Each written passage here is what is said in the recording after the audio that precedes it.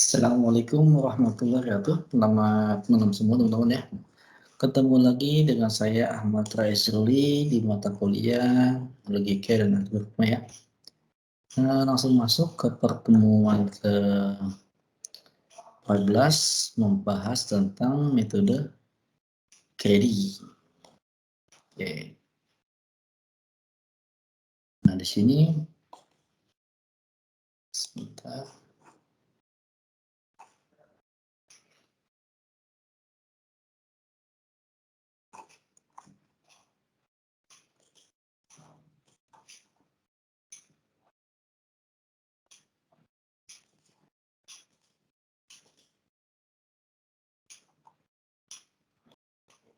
Oke. Di sini metode Grady adalah pertemuan 14 membahas tentang problema dan metode graph dalam metode Grady. Di sini pengertian graph adalah merupakan cabang matematika yang dapat diterapkan dalam kehidupan sehari-hari. Teori graph dapat memecahkan masalah-masalah yang ada. Itu lagi, ini menurut Ramadan tahun 2018. Graph digunakan untuk bermacam-macam disiplin ilmu dalam kehidupan sehari-hari. Graph digunakan sebagai bidang di mana ada bidang kimia, ekologi, genetika, olahraga, transportasi, kartografi, dan jaringan komputer untuk pemodelannya masalahnya. Ini menurut Didi Haryono dan Soraya 2018 dan Rendra Hardi 2019. Pengertian graph adalah permasalahan yang bisa dibicarakan menggunakan data graph adalah traveling salesman, permasalahan mencari pohon tentang minimum atau minimum spectrum tree problem, permasalahan fast minimum short fast problem, dan coloring pewarnaan ya. Di sini ada namanya contoh traveling salesman. Di sini digunakan untuk menentukan waktu perjalanan seorang salesman seminimal mungkin. Setiap seminggu sekali, seorang salesman atau petugas kantor telepon berkeliling mengumpulkan koin-koin pada telepon umum yang dipasang di berbagai tempat. Berangkat dari kantornya, ia mendatangi satu demi satu telepon umum tersebut dan akhirnya kembali ke kantor lagi. Masalahnya, ia menginginkan rute perjalanan dengan waktu seminimal mungkin. Nah, seperti ini ada patch-nya 1, 2, 3, 4, di mana ada waktu-waktunya. Kantor pusat adalah simpul 1 dan ada 4 itu 4 telepon umum yang akan dinyatakan sebagai simpul 2, 3, 4, 5. Habis itu setiap ruas menunjukkan waktunya 11, 7, 8, 9, 12, 10, 11 waktunya.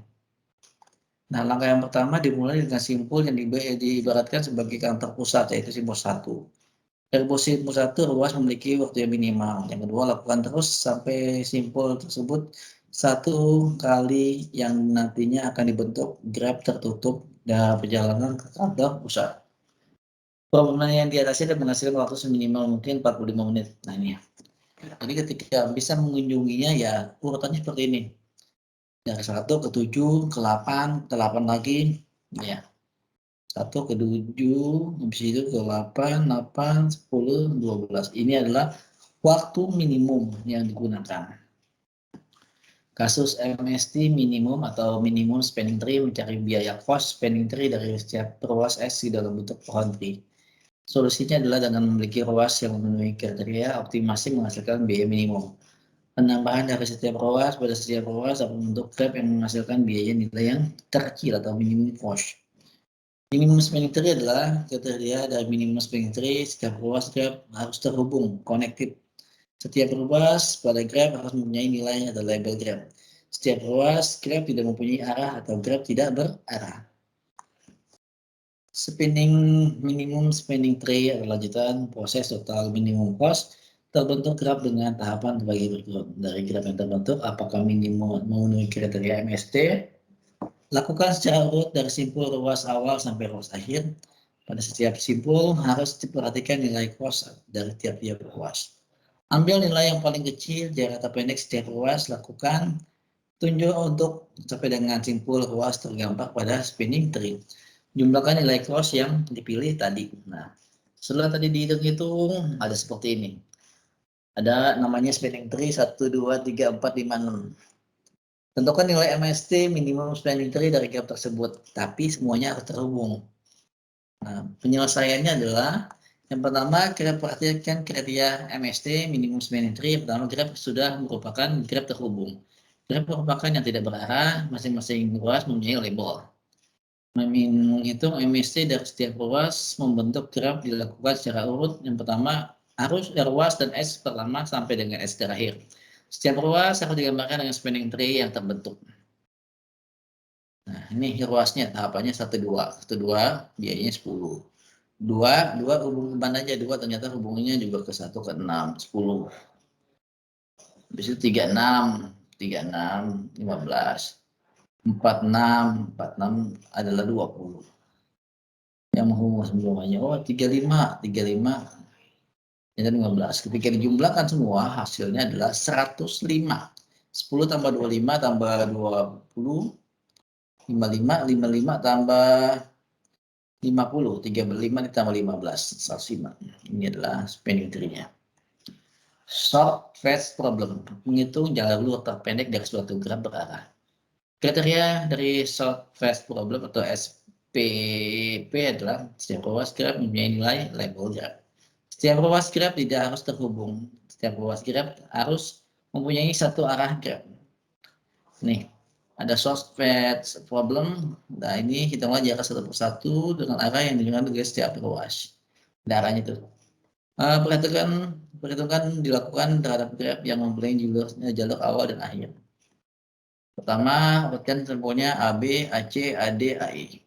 Kedua, jalur terpendek setiap proses. Keempat, jalur tersebut menghitung panjangnya setiap jalur. AB 50, AB ACDB 45, AEDB 95. Jalur terpendek adalah ACDB. ACDB.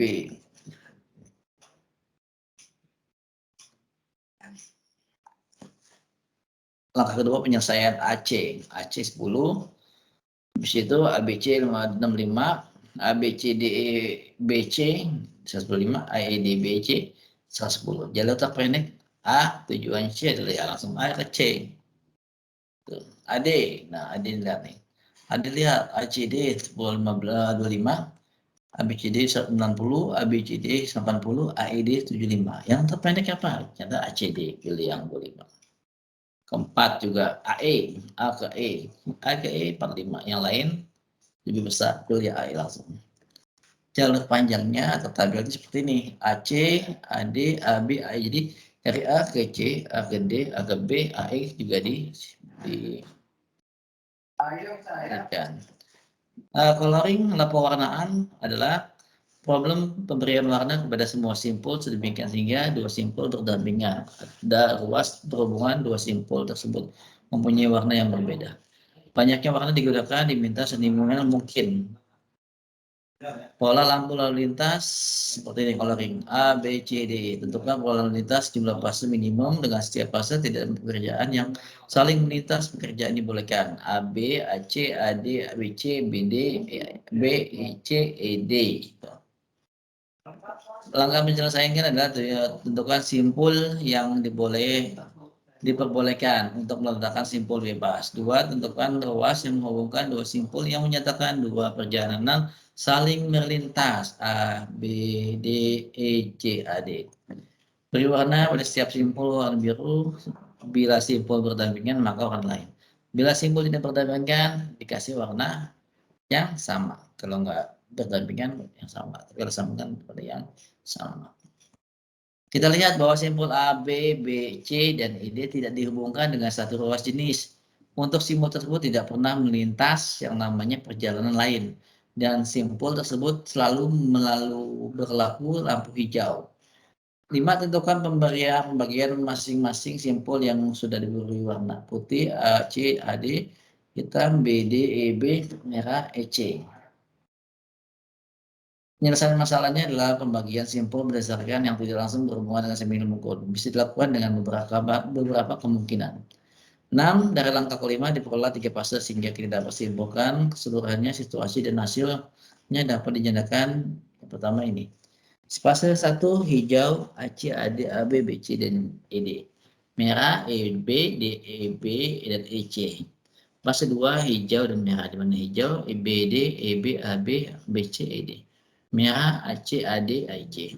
Fase ketiga EC, AB, BC, dan ED. Fase ketiga AC, AD, BD, dan EB. Contoh, tabel penjadwalan coloring ini dibikin seperti berikut. Habis itu ada mahasiswa ABCD, E, dan mahasiswa 8. Penjelasannya, 6 kolom dibagikan dengan bentuk menunjukkan warna mata kuliah. 8 baris menunjukkan mahasiswa. Angka 1 ada menunjukkan dia mengambil mata kuliah anggaran 03. Tabelnya ada mahasiswa mengambil mata kuliah, tim harus membuat jadwal mata kuliah yang sesuai dengan bentrok. Syaratnya tidak boleh ada mahasiswa mengikuti 2 ujian yang sama. Penyelesaiannya, ambillah simpul yang menunjukkan mata kuliah, buatlah simpul yang menghubungkan menyatakan ada mahasiswa yang memiliki 2 mata kuliah. Memilih simpul yang berwarna biru sama, simpul yang berwarna sama menunjukkan tidak ada mahasiswa yang mengambil waktu mata kuliah bersamaan. Nah, dapatlah simpul seperti ini. F, A, E, B, D, C simpulnya. Penjelasan graf dari tabelnya, apabila terdapat sebuah simpul yang berhubungan maka ujian kedua mata kuliah itu tidak dibuat pada waktu yang bersamaan. Beri warna pada masing-masing simpul apabila warna berbeda diberikan pada simpul yang menunjukkan pada waktu ujian yang berbeda. Warna yang digunakan harus minimal mungkin teman-teman. Catatannya simpul yang berdampingan tidak boleh warna yang sama. Nih, dapatlah yang tadi seperti ini.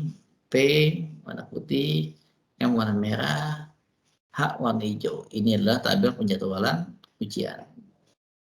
Penjelasan warna merah simpul FED, warna biru simpul AB, warna hijau C. Kadang-kadang mendampingkan. C bertentangan dengan B warna putih, simpul D warna merah sehingga C harus diberi warna yang lain. Nah, soal ada 5 latihan pelimpahan ganda. Silakan kalian kerjakan. Paling lambat jam 10 malam. Kurang lebih saya ucapkan terima kasih buat teman-teman. Salam sehat ya. Assalamualaikum warahmatullahi wabarakatuh.